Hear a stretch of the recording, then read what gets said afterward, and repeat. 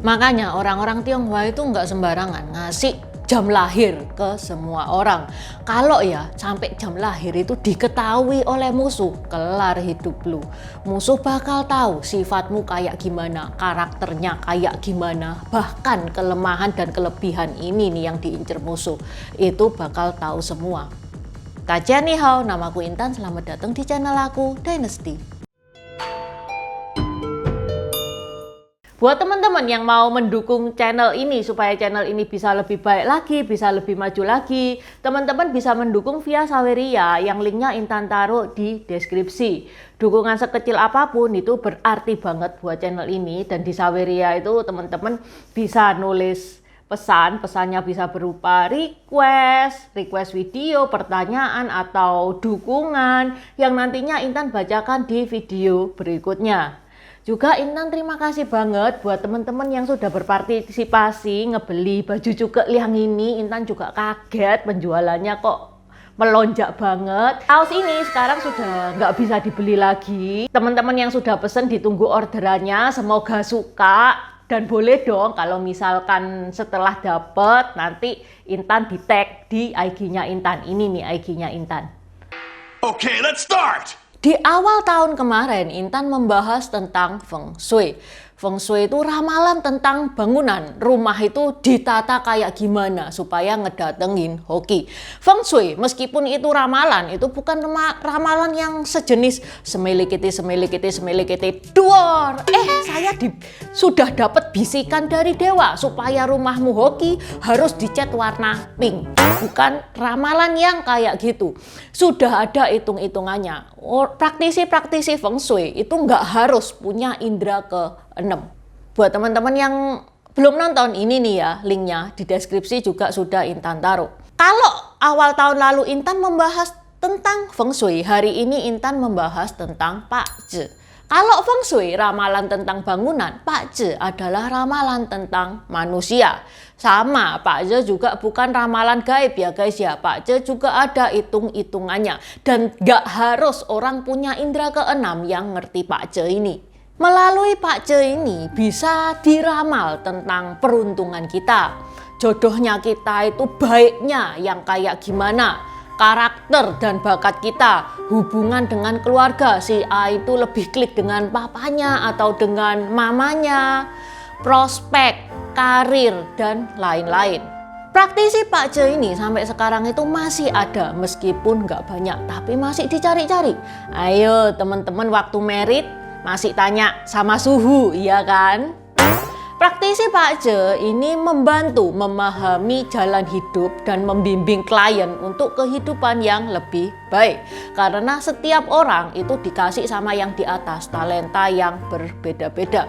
Intan kasih perumpamaan ya, ada anak kecil itu dikasih sama yang di atas, bakatnya itu nyanyi. Tapi waktu si anak kecil itu nyanyi, tetangga kanan kiri itu pada nyinyir, "Weh, suaramu jelek, bla bla bla bla bla bla." Sehingga anak kecil ini down kan, dia nangis-nangis ke orang tuanya, aku nggak mau nyanyi lagi. Orang tuanya ya bilang, ya udah cup, kalau nggak mau nyanyi ya nggak apa-apa. Akhirnya bakat yang dikasih dari sononya tidak dikembangkan dan hilang. Nah, ini beda ceritanya kalau misalkan nih ya si orang tua itu tahu anaknya itu punya bakat nyanyi, dia bakal bilang, ya kalau gitu, kamu belajar lebih giat lagi, berlatih lebih giat lagi, ayo tak leskan vokal atau gimana. Karena dia sudah tahu bakat dari anaknya itu. Ini loh guys gunanya Pak Zhe. Pak Zhe itu bisa mengetahui bakat dan memaksimalkan bakat seseorang. Juga Intan mau sharing kejadian pribadi yang dialami oleh papanya Intan. Papanya Intan itu di Pak Zhe. Katanya praktisi Pak Zhe, papanya Intan itu sudah tidak bisa lewat umur 50 tahun. Pas itu memang kondisinya papanya Intan itu sudah kena diabetes dan minum berbagai macam obat. Nah, setelah dikasih tahu seperti itu, papanya Intan itu ya meskipun sebelumnya sudah diet dan lain-lain ya, tapi habis dikasih tahu hal itu sama praktisi Pak Zhe itu lebih lebih ketat lagi dietnya, hidup sehatnya itu lebih ditingkatkan, olahraga juga, terus juga rajin beramal, sehingga ayahnya Intan meninggal di usia yang ke-52. Ya, ngambil segi positifnya ya guys ya, lumayan loh dikasih bonus 2 tahun. Nah, gunanya Pak Ce itu juga seperti itu, supaya kita bisa berhati-hati untuk kedepannya. Nggak ada salahnya kok kalau misalkan teman-teman tanya Pak Ce. Sekarang sejarahnya Pak Ce itu kayak gimana? Pak Ce itu sudah ada dalam buku I Ching. Kalau teman-teman nonton videonya Intan tentang Yin and Yang yang baru aja kemarin Intan rilis, di Yin and Yang juga terdapat di kitab I Ching. Itu adalah kitab yang ada sejak ribuan tahun dari dinasti Zhou. Pada saat dinasti Tang, Pak Ce itu sudah mulai dipakai secara umum. Banyak buku-buku ramalan itu yang terbit. Tapi waktu itu bukan dalam bentuk Pak Ce, masih berupa ramalan-ramalan seperti itu ya. Pejabat istana yang bernama Li Chuchong itu sudah mulai meramal nasib orang lewat tanggal lahir, 5 unsur elemen, dan Yin and Yang. Intan pernah bahas apa itu 5 unsur elemen dan Yin and Yang. Buat teman-teman yang belum nonton, ini ya linknya di deskripsi juga sudah Intan taruh. Kemudian di dinasti Song itu sudah mulai muncul bagan kelahiran yang dibuat berdasarkan tahun kelahiran, jam kelahiran, hari, dan bulan. Dan bagan ini itu sampai sekarang masih dipakai oleh praktisi Pak Ce dalam menghitung. Penemu bagan ini adalah Chu Zhebing. Chu Zhebing juga yang menemukan sistem 4 pilar. Apa sih sistem 4 pilar itu? Nanti tak jelaskan. Ini masih dalam bentuk yang sangat kasar, masih belum sempurna. Tapi ramalan dan sistem 4 pilarnya pada saat itu masih kasaran ya guys ya, masih belum sempurna. Pada dinasti Yuan dan dinasti Ming Pak Ce itu mulai disempurnakan, dibagusin lagi. Sekarang kenapa kok dinamakan Pak Ce? Pak itu 8, Ce adalah karakter.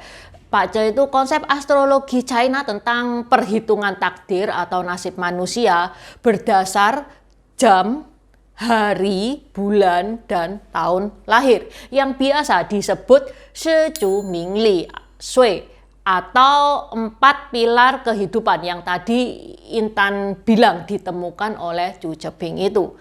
Loh kok 4? Bukannya Pak itu 8? Karena setiap 4 pilar kehidupan ini punya 2 unsur, masing-masing punya 2 unsur, yaitu batang langit dan cabang bumi. Jam lahir punya batang langit dan cabang bumi sendiri. Tanggal lahir juga punya batang langit dan cabang bumi sendiri. Begitu juga bulan dan tahun lahir. Jadi totalnya ada 8. Ini nih kalau teman-teman lihat bagan di samping ini, jam lahir, tanggal lahir, bulan lahir, tahun lahir itu ada di kolom sendiri-sendiri ya. Dan ada 2 baris di bawah kolom tersebut, yaitu baris pertama itu biasanya diisi batang langit dan baris kedua diisi cabang bumi. Sekarang apa sih batang langit dan cabang bumi itu? Ada 10 batang langit dan 12 cabang bumi. 10 batang langit itu apa? 10 batang langit itu ada hubungannya dengan 5 unsur elemen.